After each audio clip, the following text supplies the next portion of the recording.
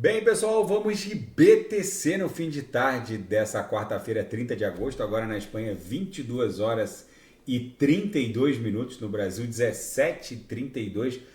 Gente, tem muita gente abrindo short achando que a BTC estaria desenhando uma canaleta virtual de baixa, que isso aqui bateu aqui, vai voltar, vai buscar 24, depois vai subir, voltar para 20, 16. Gente, eu tô no mundo cripto desde 2013. Todos os sinais de fundo que os ciclos anteriores ofertaram estão se desdobrando nesse ciclo novamente.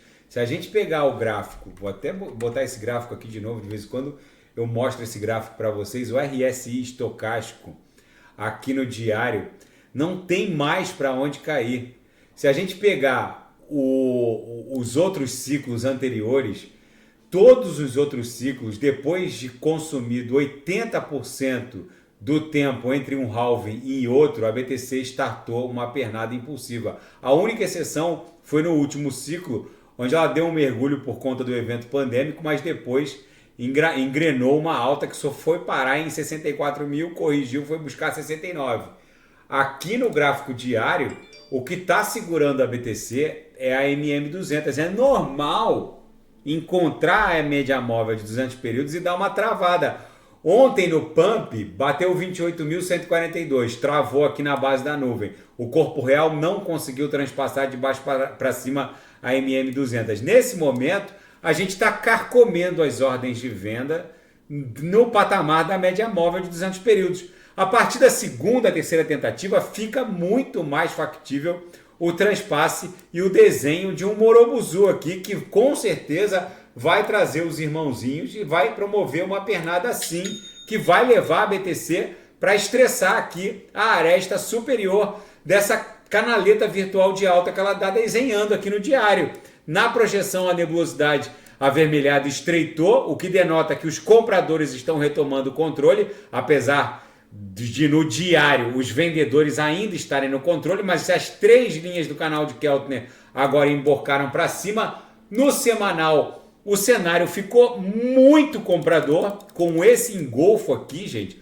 O corpo real vendedor dessa semana, tudo bem que a gente ainda está na quarta-feira, mas é muito improvável que esse corpo real se estenda para baixo. O mais factível é que isso aqui se desdobre numa sequência de candles compradores em direção à aresta superior, porque foram 1, 2, 3, 4, 5, 6, 7 candles vendedores aqui no semanal. Não tem mais força para cair. A BTC no RSI estocástico estava deitada no chão. Ela só deu uma reagida agora. Não tem força para cair. Pode até fazer um fundo duplo. Pode, mas vai ser só uma agulhada para depois estressar aqui os quadrantes superiores do RSI estocástico. No intraday, a BTC tá um reloginho. Todos os sinais na sala de sinais fecharam no gain, com lucro no bolso dos assinantes. Pegamos uma agulhada dessa aqui, aí a BTC acumulou. Tá voltando para VWAP, mas o nosso sinal já fechou no gain com lucro no bolso dos assinantes. Na seara fática, a atualização que o ecossistema Polygon Matic vai promover, fazendo o swap do token nativo Matic, o token de governança e o gás da Polygon Matic para o POL, P-O-L, é algo sem precedentes em termos de camada 2. O fundador da Polygon Labs, Sandeep Nail, afirmou que a próxima atualização da Polygon Matic, que vai transformar o seu token nativo no POL, P-O-L, vai transformar a Matic num token de terceira geração. Gente, para quem não sabe o que vai acontecer, eu vou explicar em poucas palavras. A Matic vai se transformar num hub de L2. O que isso significa? Vai ser uma espécie de hub de segundas camadas de validação e dimensionamento.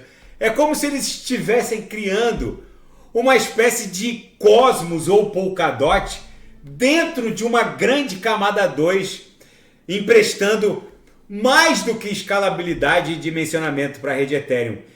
Emprestando a rede Ethereum num hub de camadas 2, vamos colocar assim, um mundo Simplesmente eles vão criar uma espécie de Polkadot ou Cosmos dentro de uma camada 2. Vai ser possível com esse token Pol criar blockchains, criar consensos, tudo fazendo uso da camada mãe, que é a camada 1, que é a Ethereum.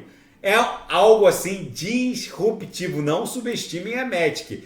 E a EOS garante a aprovação regulatória no Japão e será negociada em relação ao iene. A EOS Foundation anunciou que o token EOS começará a ser negociado numa bolsa japonesa em setembro e obteve aval dos reguladores. A USDC, essa stablecoin emitida pela BlackRock, ela tem participação na emissora dessa stablecoin, vai começar a cunhar unidades desse token na solução de camada 2 da rede Ethereum Base, lançada pela Coinbase. Isso vai emprestar bastante liquidez e vai criar mais uma ponte fiduciária com o sistema bancário muito poderosa. Aí na seara geopolítica e finanças internacionais, a Nigéria planeja construir um vale do silício para a inteligência artificial com um mercado potencial de até 15 trilhões de dólares.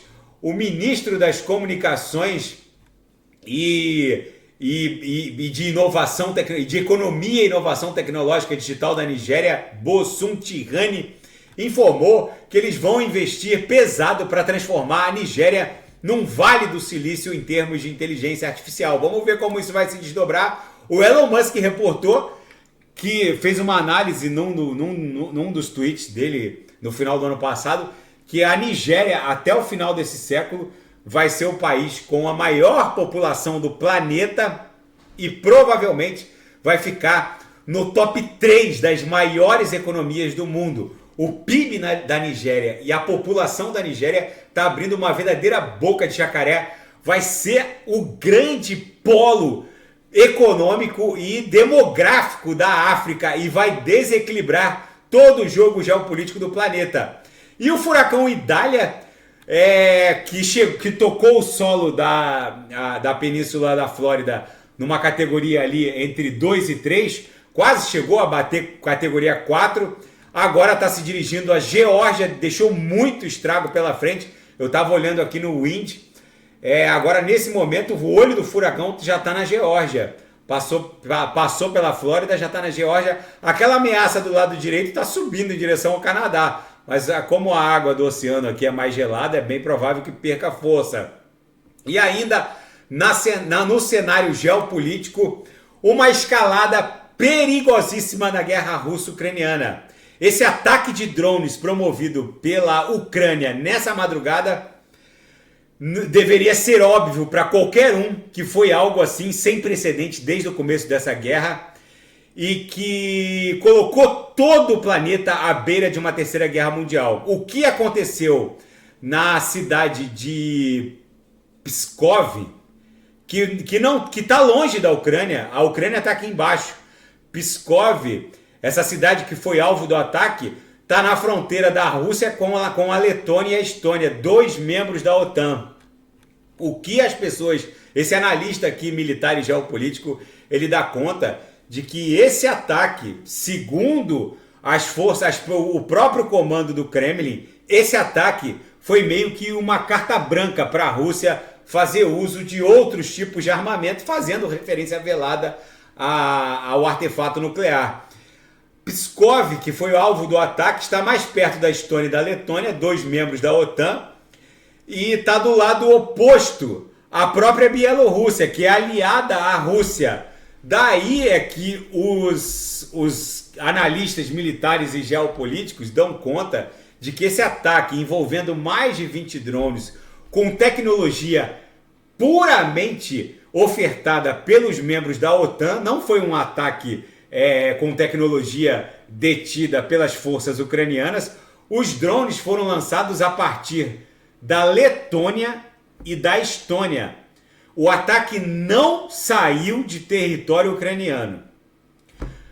Navios do Mar Báltico, pertencentes a integrantes da OTAN, ofertaram a logística de inteligência artificial para que os drones conseguissem concluir com sucesso o ataque ao alvo.